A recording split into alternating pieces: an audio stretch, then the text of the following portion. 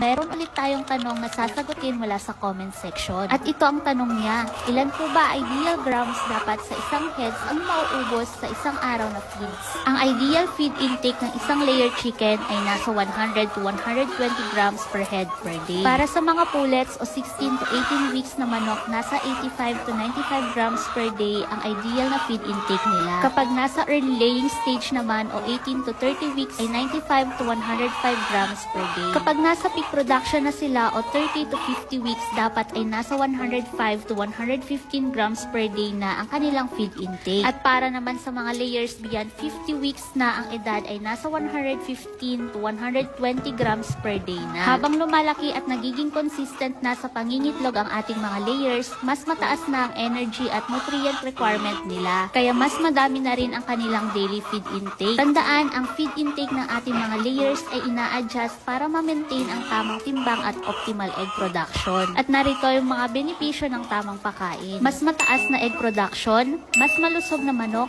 mas matibay na shell ng itlog, mas mahabang productive life at mas matipid at mas maganda ang kita. Kaya naman ang tamang feeding ay susi para sa pangmatagalang kalusugan ng ating mga layers na nagre-resulta ng mas magandang kita sa ating poultry. So sana nasagot ko ang inyong katanungan. Hanggang dito na lang po muna. Sana nakatulong. Bye!